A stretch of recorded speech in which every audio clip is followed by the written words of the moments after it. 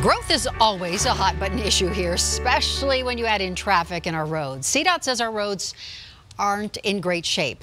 So how do we fix them? And more importantly, do you want to pay for the fixes? A bipartisan statewide coalition submitted several proposals to get a sales tax hike on the ballot. And this proposal includes raising the tax anywhere from 0.5 up to 1% to pay for road projects. And joining us to talk about that and all things legislative is Marianne Goodland, the chief state house reporter for ColoradoPolitics.com, and Blair Miller of the DenverChannel.com.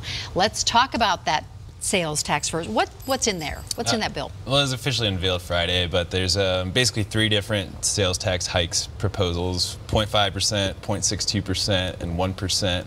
Also another one with a 0.5% increase, and then $150 million from the state. Those are the four that they're sort of submitting, and they're going to kind of see what the legislature might work out this year and which one they kind of want to push toward that finish line there. So you think, what are the chances of this moving forward? I mean, it's got a bipartisan coalition. It's just not necessarily the biggest players in the state necessarily who are all backing this, but people from all parts of the state and the Denver Metro Chamber of Commerce. But I think, like I said, it's going to be mostly up to what the legislature does, which at this point we're kind of still in gridlock. So we might get to vote on something road related. And if one of these particular ballot measures gets to the ballot, that's probably going to be the one, because the chances of the legislature with split control agreeing on a transportation bill are slipping away on a daily basis. Okay. So they want to get that done quickly. Let's talk about Randy Baumgardner, new allegations.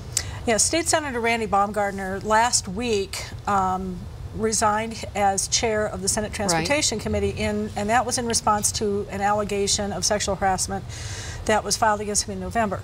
This week, however, we learned of a new one, and this one has the potential to be a game changer. This came from a former Senate staffer, and these Senate staffers are nonpartisan. All the other complaints that have come forward in these sexual harassment investigations have all been from partisan staffers, lawmakers, and the like. This particular individual is alleging that there was an uncomfortable work environment or a hostile work environment back in 2016. And this complaint was just filed this week, so we don't know who it is, and we may never find out who it is because these things are kept confidential. But this is a new kind of allegation that really could change how things are viewed about these complaints. Well, we will keep watch on that as well. The Civil Rights Commission, what's the status of funding for that organization or that commission? Well, where we're at right now is that this week the House Judiciary Committee held the final piece of a sunset hearing that would decide whether they would offer a bill to renew the Civil Rights Commission.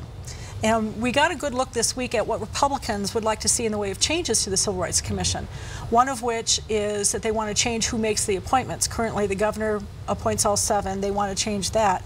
They also want to do some more fundamental changes to the commission, one of which is to remove the commission of its ability to hold hearings and appeals. And as one person put it, this would make the Civil Rights Commission little more than an academic exercise. So we're still waiting to hear what happens then with the Civil Rights Commission. Let's talk about the gun bills. There was a lot of activity in the legislature this week, Blair. Right, well, we saw the big Republican gun bills, which were going to die anyway in the Democratic committees. They ended up dying. I think it just happened to be in the wake of this Parkland shooting, and they got a lot more attention. Patrick Neville was on Capitol Hill on Thursday to talk about it a day after the bills died, and he seemed to get some support from President Trump for his bill that got totally decimated here in Colorado. So moving forward, do you see any movement on the issue of gun legislation here? We've got a bill on bump stocks that are coming up next week, but that's in the Senate, and the Senate is not likely to approve that. It's in a Senate committee. We still have a couple of Senate bills that are likely to come over to the House that do some of the same things that the bills that died this week do, which is concealed carry in schools, repealing the 2013 ammunition magazine limit, for example. Okay, I know you two are always watching and keeping your eyes and ears open for us, so Marianne, thank you so much, and Blair as well. Thank you. And by the way, if you ever have a question or a segment idea for us, you can tweet us at Denver7Politics, and you can always watch today's segments anytime at thedenverchannel.com/Politics Unplugged. We thank you so much for joining us, and we'll see you back here next Sunday for another edition of Politics Unplugged.